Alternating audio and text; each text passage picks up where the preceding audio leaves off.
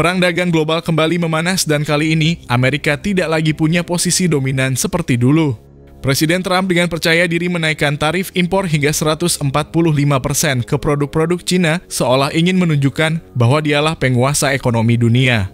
Tapi kenyataannya, dunia tidak lagi tunduk. Alih-alih takut, negara-negara besar seperti Cina, Rusia, dan sekutunya justru membalas dengan serangan balik yang terkoordinasi dan brutal. Trump mungkin merasa dirinya dewa ekonomi dengan kebijakan sepihak yang menghantam dunia usaha.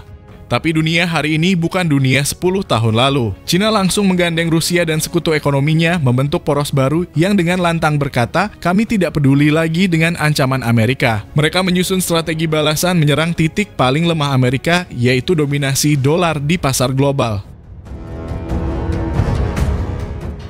Tak main-main, aliansi ekonomi timur kini mulai mengurangi ketergantungan mereka terhadap dolar Amerika. Transaksi antar negara mulai beralih ke yuan, rubel, bahkan emas digital. Ini bukan hanya serangan ekonomi ini pembangkangan terhadap dominasi finansial Amerika yang selama ini tak tergoyahkan. Dunia menyaksikan saat dolar mulai kehilangan kekuatannya pelan tapi pasti.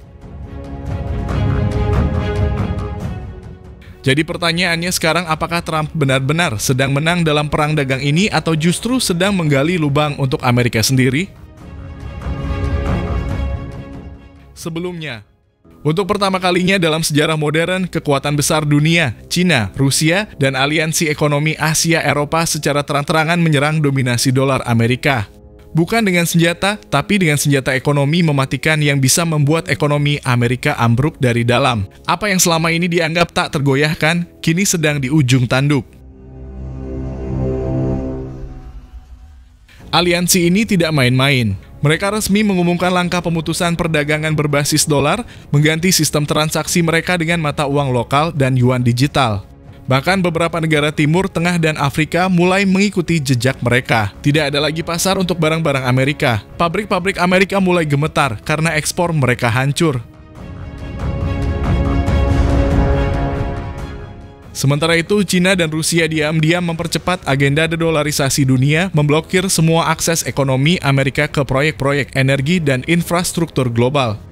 Mereka menggandeng BRICS bahkan beberapa negara Asia Tenggara. Dan ini bukan sekadar gertakan, ini adalah deklarasi perang dagang global yang membuat pasar saham Amerika bergetar hebat. Cina dan Rusia kini memimpin aliansi anti-dolar, mengandalkan mata uang lokal dan emas untuk transaksi internasional. Ini bukan lagi perang tarif, ini adalah perang ekonomi global yang mengubah tatanan dunia seperti yang kita kenal selama ini. Amerika kini menghadapi krisis kepercayaan internasional dan dunia mulai bergerak tanpa mereka. Perang dagang terbaru antara Amerika Serikat dan Cina tidak lagi sekadar soal tarif impor, ini sudah berubah menjadi pukulan telak terhadap dominasi ekonomi global AS. Keputusan Presiden Trump untuk menaikkan tarif hingga 104% justru menjadi bumerang besar yang mengguncang kepercayaan pasar dunia terhadap produk Amerika.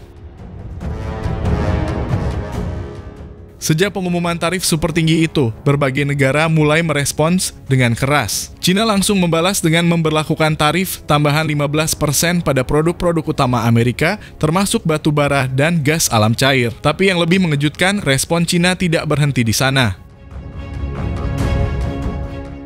Alih-alih melemah, Cina justru menguat. Dalam beberapa minggu terakhir, Beijing mempercepat pembentukan aliansi strategis dengan Rusia, negara-negara Asia Tenggara, hingga mempererat kerjasama dalam blok BRICS. Blok Timur mulai menyatu dan target mereka jelas kurangi ketergantungan pada dolar. Di dalam negeri, banyak perusahaan Amerika kini mulai kelabakan. Apple mengalami penurunan penjualan yang signifikan di pasar Asia. Tesla menunda ekspansi baru di kawasan Asia karena hambatan logistik dan penolakan pasar. Brand Amerika tak lagi jadi simbol prestis, malah jadi simbol masalah.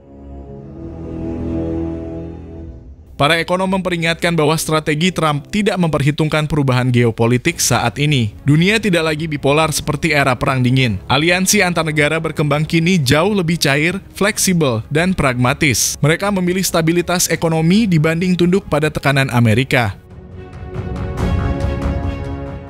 Dan disinilah letak blunder besar Trump. Alih-alih memecah kekuatan Cina, ia justru menyatukan musuh-musuh lamanya. Rusia kini secara terbuka mendukung Cina dalam perang dagang ini. Mereka bahkan mempercepat integrasi sistem pembayaran berbasis rubel dan yuan. Negara-negara BRICS lainnya seperti India, Brasil, dan Afrika Selatan pun mulai menyuarakan ketertarikan untuk menggunakan mata uang lokal dalam transaksi global. Perlahan tapi pasti, dunia mulai bergerak menjauh dari dolar. Dampaknya sangat terasa, nilai tukar dolar mulai goyah di beberapa pasar internasional. Investor global kini mulai melirik emas dan aset non-dolar lainnya sebagai lindung nilai. Dominasi dolar yang selama puluhan tahun tak tergoyahkan mulai retak dari dalam. Cina sendiri makin percaya diri. Mereka memperluas penggunaan yuan dalam perdagangan internasional, khususnya dengan negara-negara penghasil energi dan pangan. Bahkan Arab Saudi disebut-sebut mulai mempertimbangkan ekspor minyak dalam yuan. Di tengah semua ini, Trump justru semakin agresif, mengancam dengan sanksi tambahan. Tapi dunia sudah tak lagi takut. Keputusan-keputusan sepihak Amerika dianggap tidak relevan dalam era multipolar saat ini. Ketika negara-negara berkembang bersatu, tekanan Amerika tak lagi menakutkan.